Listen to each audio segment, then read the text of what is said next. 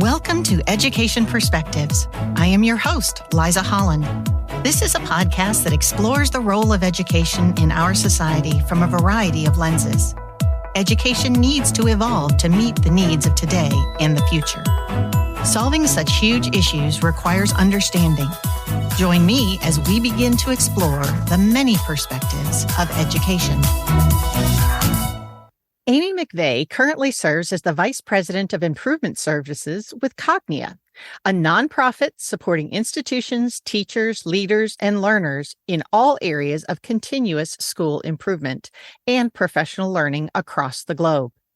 A 35-year veteran in education, Amy has experience as a primary and intermediate teacher, curriculum coach, and principal. Before joining Cognia, she was the principal of Veterans Park Elementary and NCLB Blue Ribbon School and Dixie Elementary School, both in Lexington, Kentucky. She also served on and chaired the Advanced Ed SACS CASI Kentucky Council, as well as participated as a voting member in the Advanced Ed National Accreditation Commission.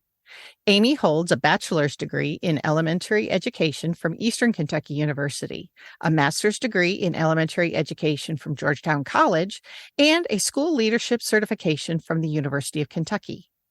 As a lifelong learner, she is currently a student in the Education Systems Improvement Doctoral program at the University of South Carolina.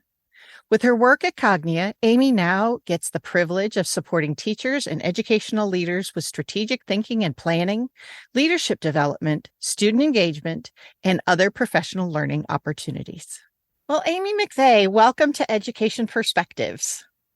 Thank you. I am excited to get to talk with you today, Liza. Me too. You were such a major role model for me when I had started the education journey with my kids as principal of their elementary school. So it's fun to kind of come full circle and speak with you again. Well, it's great. I enjoyed working with you when you were a parent volunteer and all your leadership you took in PTA at all levels. So it was great to watch you grow and do that as well, along with your kids. That was the fun part. Exactly. Okay, so the first question I ask every guest is, from a 30,000-foot view, why do we as a society invest in education? Well, that is a hard question, but a great question, because I think we as a society know the importance of education and the doors that it opens for our kids. But what I think has changed, and even before COVID, but now especially because of the pandemic, is that the possibilities with education are endless. It's not the traditional education that we grew up with, that, my parents grew up with, that were both educators, but it's the possibilities that we have just across the world and those doors that open for kids because they have an education. And our education is not based on facts. And I can even remember before I retired, and I've been retired from public schools for 7 years. My husband says I fake retired because I have another full-time job. So, but I can remember saying then, if you can Google it, we don't need to spend time on it anymore. And now with AI, it's a whole different world, because more so than ever, education is important, because we've got to teach kids to be able to think and problem solve and work together and use critical thinking skills at a level that we've never seen before. So that education, while it has changed, is vital to the success of our kids, and then to us and our society. Absolutely. So tell us a little bit about your own personal education journey. What drew you to education, and what have you done since then? Well, it's a kind of funny story. Both my parents were educators. My dad was a principal for 35 years. My mom was a teacher. And I went to college, and I absolutely was not going to be an educator, because I had grown up in a small town in Kentucky. And, the school was very much part of the community. So I had been volunteered. I did all kinds of things in my dad's elementary school growing up. And so I was not going to be an educator. And so I went to school pre-law and got a paralegal and got through about 2 semesters, and I thought, I don't want to do this. I don't want to spend my time in an office. I want to work with people and kids.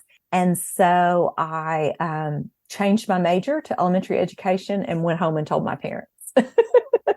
And so that was kind of it. And from there, I was never going to be a principal because I had lived that with my dad my whole life and saw that.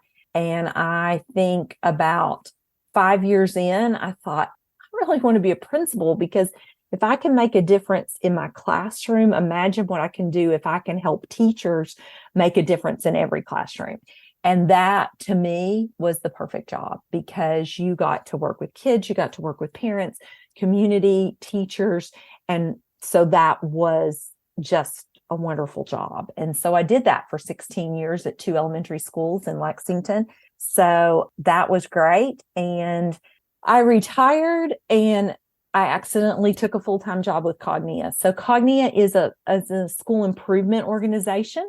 So we, a lot of people know us for accreditation, but we're so much more than accreditation. And I'm very lucky because I get to work on the professional learning side. So I get to solution and problem solve with schools and school leaders and districts leaders and state departments around how we can help them with their continuous improvement. And then even more exciting than that is I get to go in and work with schools. So I work with lots of schools. Next week, I'm on my way to North Dakota to work on a reservation there with a school that I've had a couple of years with around strategic thinking and planning and how they can leverage that strategic thinking and planning to truly move the needle in a very remote place with a lot of obstacles. And how can they think out of the box to do that? And on top of that, and that job, I also have decided that probably I needed to do a little education myself. And so I am in the doctoral program at the University of South Carolina doing improvement science. So I've already, a couple classes in, learned so much. My team's probably tired of me saying, hey, have we thought about this? So I think that's the other thing about education. You just can't stop. And I don't want to say I'm a lifelong learner because everybody says that, but you're constantly learning and it's just so important to what you do. You know, I know that sometimes it sounds trite, but I really, really think that that's one of the things that needs to change in school is that focus to let kids know that you're always going to be continually learning because I've listened to a number of employers and they tell me that there's the skill sets that they are really looking for is someone who can learn, unlearn, and relearn. Absolutely. And that's got to keep coming. Well, I was really fortunate. Cognia had a leadership summit just a couple weeks ago, and we brought in John Maxwell to meet with some school leaders in our main office in Alpharetta. And I wrote down, John Maxwell said, learning and growth has no finish line. And, that's different. That's a real mindset shift for everybody because we've always had take the class, get the grade, move on, take the class, get the grade, move on. And there really isn't a finish line. We're not going to get there. It's going to change and evolve. And that's so important. And the old system is not terribly compatible with all of those skill sets that you were talking about before. The need for critical thinking and collaboration and process and problem solving, all those types of skills are not terribly compatible with learn a little, get an A, move on. Mm-hmm. So exactly. That's so cool. So tell me why you think it's important for groups like yours to be able to come in and assess schools and share outside knowledge with them in their learning and planning process. Well, I always tell everybody, we can see our faults and we think we see our faults and our successes. But to have someone else look at that and then be able to give you a unbiased opinion of that and with suggestions and with success. That's one of the things about Cognia. We've been working with, for instance, diagnostic reviews in Kentucky for a number of years, and we've seen great success with that process where we identify those root causes for schools. And then we help them with, okay, what's the plan? How can you address these? Because it becomes very overwhelming in a school very quickly because everything's being piled on schools right now. And to be able to identify, okay, here's some issues. Here are the things you're doing really well, and let's build on those. But let's also look at, okay, what can we leverage to make a difference? And what are some successful strategies that we can help you do to build that? And I think one of the things that I love about the job and I love is that we really build those relationships. And so not only do we build relationships with the schools and districts and people we're working with, but we model that they've got to build relationships. I, many years ago, worked with the principal internship in the state of Kentucky when I was a principal. And the hardest people to mentor were the people who knew the answers or knew how to do school improvement. So they just wanted to come in and tell everybody how to do it and didn't stop to build the relationships. And so a lot of times those new principals that really struggled were the ones that I had to say, wait a minute, back up. You got to have a relationship first. The teachers, the parents, the community, they've got to buy into what you're doing. You may be exactly right, but you got to take them with you. And so I think we've got to stop and look. And even more so, go back to the skills. If you talk to the employers now, they want people that have those communication skills. My daughter-in-law works for Amazon and she supervises a ton of people, but she has to be able to communicate with them virtually all the time. They're all remote. So lots of different skills that aren't those facts you can Google anymore. Absolutely. The landscape, it is a changing, and not to mention the global pandemic that threw everything into the virtual world. That is amazing. You were so kind as to suggest that I get involved with Cognia to be a part of a diagnostic team. And so this week I have been going through all of the training online basis. And one of the things that really sticks out to me is that relationship piece. And it's also the positive focus that you take, because, education suffered from consultants swooping in and having the next great shiny thing to do, and educators try to get on board with it, and then it's on to the next thing because it's not even there. So I think there's a lot of fatigue out there about the next new shiny thing in education. Do you find that plays out as you're working with the schools, that focus on looking at where your strengths are and then also where you might be able to build and improve? Well, I think what Cognia really has going for them, and I don't want to at all make it a commercial for Cognia, even though I am passionate about what we do, is our standards. So everything's based on our standards, and our standards are all research based. So when you look at that and you say, okay, we're doing this because we know this is the best for our kids in our schools, and that's what they focus on, and you can draw people back to something, then it's no longer the latest program, the latest consultant, we draw everything back to our standards. So whether we're doing accreditation, whether we're doing diagnostic review, whether we're doing professional learning about student engagement, we're looking, how does this support our standards? Because our standards are research based. And I think it's so important when you look at our standards to know that we research and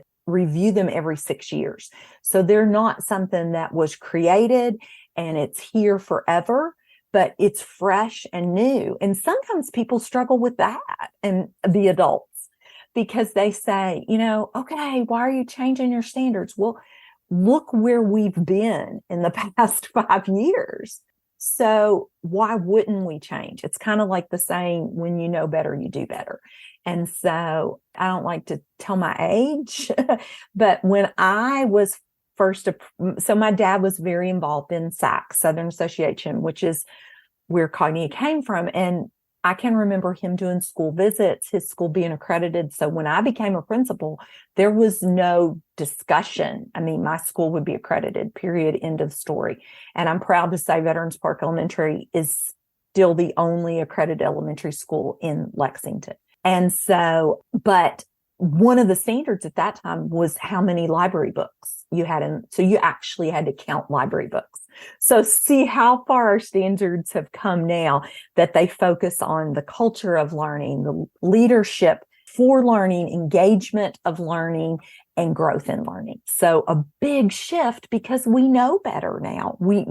My dad, when he was a principal, was a manager. And now we know that, yes, you still got to manage that stuff, but you've truly got to be the instructional leader for your building.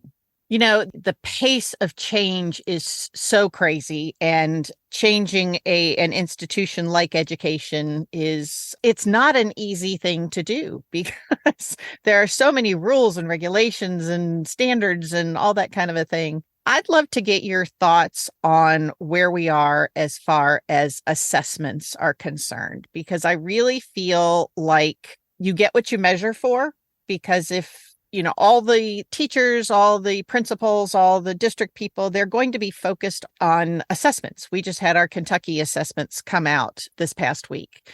But it concerns me that, are we measuring for the right things anymore? It's kind of like your comment about, if you can Google it, it's not necessary for us to spend time on it, because we all walk around with the internet in our pockets now, and it's a lot more about process, and that's a little more challenging to assess. But I'd love your thoughts and what you've heard out there as far as what we might be able to do to bring the assessment side of school up to this current time. Well, I think that's a really hard question, because with No Child Left Behind and the iterations that followed after that since COVID, there's been that accountability. And what is that accountability model? But we've also seen, and Kentucky again leading the way, ways to look at what local accountability could look like. And so Dr. Lou Young leads that work in Kentucky. They have a committee that's looking at that. And what's it look like? How can we hold schools accountable, but with local accountability? Because as I work with schools all across the United States, here's the comment I hear every time. Yes, we know you have a solution for that. We know, we've seen the work you've done, but our school's different. And that's true. I mean, it's not, it's in the beginning, I thought, well, is your school really different? But yes, your school is different. I'm working with a district in North Dakota, and we've worked really hard on strategic thinking and planning, and the kindergarten teacher left. And it's pivotal that they have a strong kindergarten teacher in this small tribal school in rural North Dakota. They're 70 miles from a Walmart. And so, it's just devastating when something like that happens. And what's the next step? I told my husband I was going to move to North Dakota and teach kindergarten again, because that also probably was one of my favorite jobs. But I think, what is success? What's local accountability look like?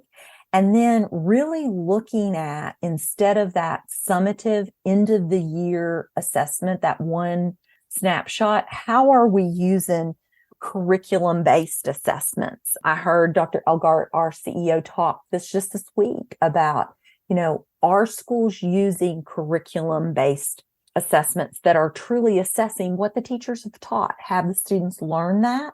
And can we move on? Instead of that summative that we look at, that's the whole year, and really looking at getting down to what makes a difference. We talk a lot about not formative assessments, but a formative process to assess, because we've got to know where kids are and what they need, instead of that blanket, everybody needs the same thing. True. And I tell you, with the kids today, having grown up in the internet world that we have, they're looking and demanding that customization. And it's one size fits all does not work anymore. No. And so when we look at that, one of the challenges we have to look at, maybe you're going to ask me this next, is how do we retain our teachers? Because our teachers were not trained that way. And so on top of all the things we're asking teachers to do, we're also asking teachers to have a real mindset shift in what education looks like. And so I think sometimes they get left out of that, what it's going to look like. We do a lot of professional learning around mindset, and that mindset starts with Dweck's work and what is it? What's your mindset? Because if you want your kid, your school to have a growth mindset, then do you have one? And a lot of times teachers all of a sudden are like, wait a minute, those phrases I've used, that language I've used for years and years really is not a growth mindset. And then really a lot talking with our parents and community. We leave them out sometimes when we talk about mindset because we're talking about the school and the teacher. But as parents, sometimes, we set our kids up because we don't have that growth mindset for kids either. Mm-hmm. No, I agree with you completely. And I also think that we think a little small when it comes to parents and community and whatnot. Hey, we want to involve you. What are your thoughts? Okay, we're going to take care of it now, as opposed to really building authentic partnership. I'm working now in the space with business and industry, and one of their complaints is by the time your kids graduate, the stuff you're teaching them is obsolete. Well, okay, I know we live in a really fast-paced world. How can we build systems to bring that new knowledge to our teachers? Because the teachers are professionals. They know how to teach. They know how to break down information, all those types of things. But they don't know what they don't know, and we can't expect that of them. I like that, that retention piece, because it's a complete mindset shift in how to approach, and the types of kids that you're teaching today are not the same as you were teaching 10, 20 years ago. They have different mindsets. Well, and two, we've got to look at higher ed and what are teachers learning? What are leaders learning in higher ed? I'm in this improvement science program in the University of South Carolina. In 2 classes, I've learned so much that is applicable to what I'm doing, which I'm going to say years ago, probably when I was in school, not a lot of it applied. When I graduated from college and got my first job in January, so, went in the middle of a year in 5th grade in Eastern Kentucky, a lot of what I learned in college did not apply. Mm-hmm. And so I think higher ed's really looking at that, but we've got to partner together to get there. It's such a multi-layered process. It really is. And I think that the higher you go and getting into a doctoral program, you're hearing the cutting edge types of things, but maybe not so much for the entering freshman and undergrad. So there's room for continuous improvement for all of us. Yes. Oh, look, that's because that's what we say. It is continuous improvement. Absolutely. So I'm a communicator, and I think stories are incredibly powerful. Can you tell us a story or a favorite memory about your time working in education? There's just so many. And, having parents that were educators, my mother said in the beginning, she said, you need to write them down. I wanted your dad to write them down, and he never wrote them down. You need to write them down. And so here I am, 35 years later, that same spot my dad was, and I didn't write anything down.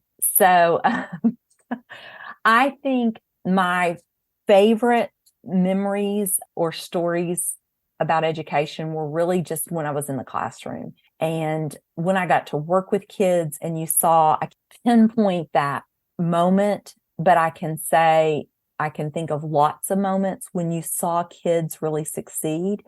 And I taught a variety of levels. I taught 5th grade. I taught 1st, 2nd, kindergarten. And you just saw that, oh my goodness, I can do this. I can get it. And giving kids that confidence that they can do it, and just that understanding that they can do it makes a world of difference. And then I think too, now in this role, working with lots of different schools, I feel like I have the opportunity to impact bigger programs.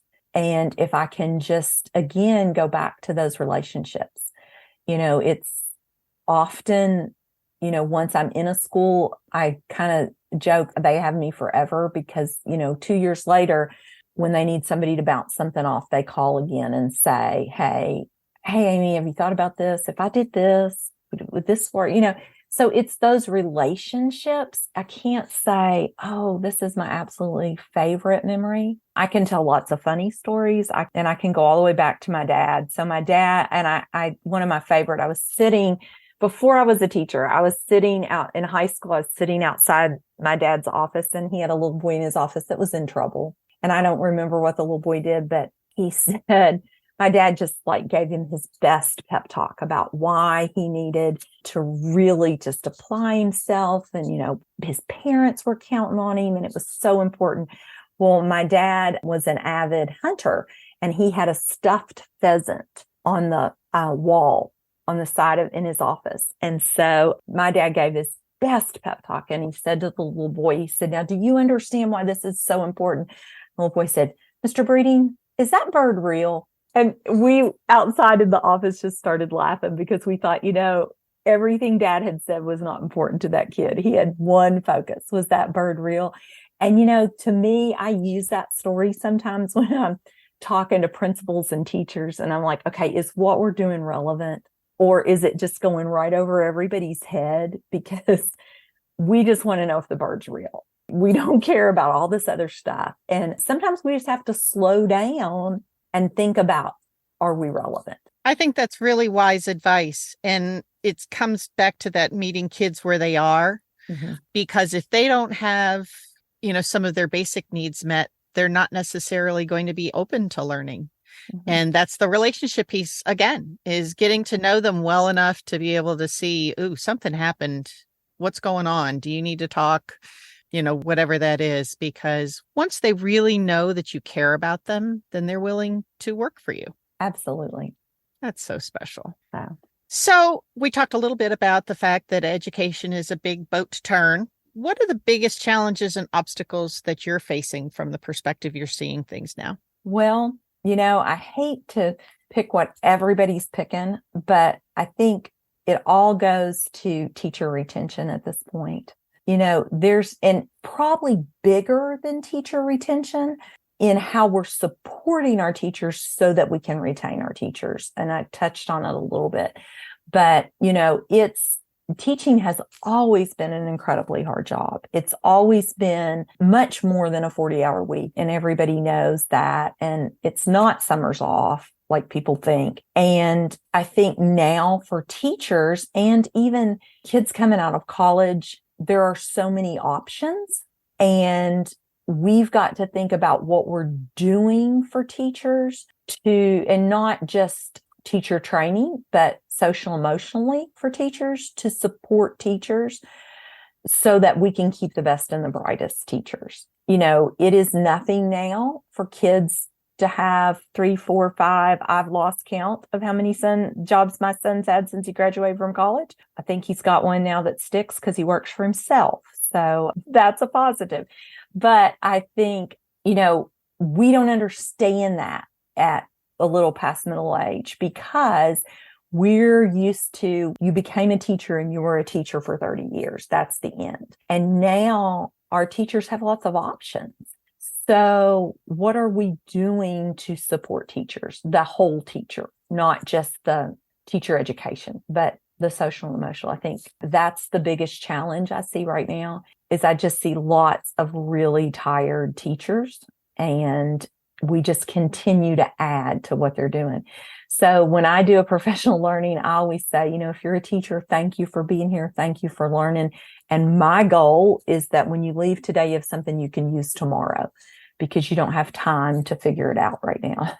You know, I keep hearing in so many different aspects in my life about that start small to get big. And I think that there are so many small things that we could do that would make teachers' lives better. And I think that puts a whole lot of a different onus on the principals to be really in charge of the health and wellness of the staff in the building, not just physically, but mentally as well.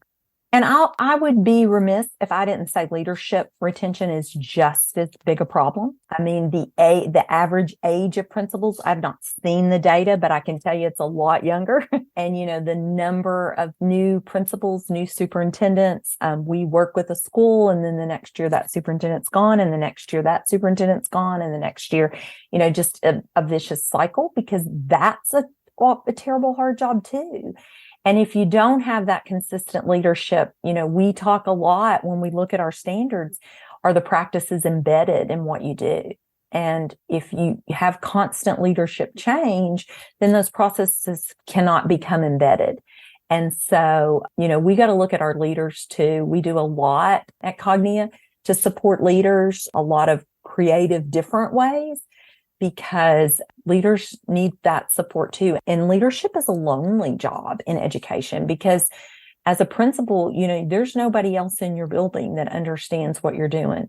I always made me smile. When I was a principal, we didn't have assistant principals. We called them professional staff assistants in Lexington, Kentucky. And so, a teacher would say, I'm interested in leadership, and we work with them, and they become this professional staff assistant. So basically an assistant principal. And the first couple months, they just went as fast as they could go. And it probably 2-3 months, never failed. They'd come sit down in my office and they'd say, I need to apologize. And I go, apologize? And they go, yeah, I had no idea when I was a teacher what was going on. I am so sorry that I bothered you with those problems, because I had no idea. I mean, I can see a couple of them, their face, just like, I am so sorry. So, I think nobody really understands till you walked in those shoes, but I think leaders, it's a lonely job and it's hard to understand. And so we got to support our leaders too. Absolutely. So, final question, what would you like for decision makers to know? Well, I thought about that question. You gave me a heads up a little bit, and I thought about that, and I thought, I really love for decision makers to get in our schools and see what's going on in our schools, because I think we live in a day and age where we lean toward the negative. And so we see the bad news reports. We see the bad things that happen, and bad things happen everywhere. I'm not going to take away from that at all, but there's a lot more good going on, and we don't see that as much. We don't focus on that. We don't click on that. And I think if I could say anything to the decision makers, I'd say spend time in schools. And I'm very lucky in this job, because as a vice president for improvement services, I do a lot of problem solving with schools, but I've also said to my leaders, I want to be in schools, because that's the only way I can be relevant and understand. I can't help schools problem solve and solution if I haven't been there in a couple years, if I haven't seen it. And so every time I go and every time I work on a project, whether I'm in North Carolina in a charter school or Florida or North Dakota, I learn just as much from them as I hope they learn from me about what's going on in the day to day. And I just think so often, if our decision makers spent some time in schools, they would see that as well. And so I think it's vital that we not just listen to the educators, but that we really spend time in school. That's what I would say. Over the years, being a principal for 16 years, I saw a lot of different board members, and we had in Lexington, I think it was called Leadership Lexington, and they assigned them to a school. And they were always amazed. They had no idea what happened in a school from the principal's perspective inside the school. They had it from the parent perspective or the student perspective, so it was always great to see that. So I would say to decision makers, get in schools, visit, volunteer. It went all the way back to when I was a classroom teacher, and I carried this over when I was a principal. If I had a parent that didn't like what was going on or didn't think they liked what was going on in my classroom, I would say, come volunteer. You know what? It's going to help two things. One, you're going to see what I'm doing and understand it, because sometimes it gets distorted from school to home, just like from home to school gets mixed up a little. But I said, and two, that's going to give me some insight on the kids and what they need. And so I will say it never backfired on me. If a parent was upset or had questions and I could get them in to volunteer, then they were like, oh, this makes sense. And so then when I became a principal, I said that all the time. I said, you know what, that parent, doesn't understand what's going on. Invite them in to read, to just sit in the back and cut something because teachers don't have anything to hide. And when we can work together, that just makes all the difference in the world. So I would say, get in a school. I have to echo that. I think that that's so much of my own personal learning journey happened from getting into a school and then getting into other schools and then starting to see all the different breadth and depth of things. And that's honestly the inspiration for this podcast. Was I noticed that the perception of school and what problems are and what types of things are important changed from person to person and role to role. And I just think that instead of listening to national media and what they think are big issues in education, I agree with you wholeheartedly. Get into a school, because so often I will listen to some reporting and go, they've obviously not been into a school. Absolutely. Excellent discussion. Thank you so much for sharing all your thoughts, and really appreciate you being a guest. Well, thank you so much for having me. It was great to catch up. It was great to hear about the great things your kids are doing and the great things you're doing. I mean, I can remember, I think maybe not willingly, you became PTA president. And from there, the rest is history. So thank you for that. And I'm glad I nudged you a little bit into that. I can remember saying, oh, Liza, you can do it. I'll help you. We can do this. I remember that vividly, and thank goodness you were the leader that you were, because I was very unequipped. It came from, would you do a newsletter for us, to, hey, why don't you be president of this amazing school PTA that has 53 committees and da, da, da, da, da. So yeah, it was an adventure. So, but it started me on a great journey. So thank you. Well, and thank you. It was great to be here today. Thank you so much for listening to this episode of Education Perspectives. Feel free to share your thoughts on our Facebook page. Let us know which education perspectives you would like to hear or share. Please subscribe and share with your friends.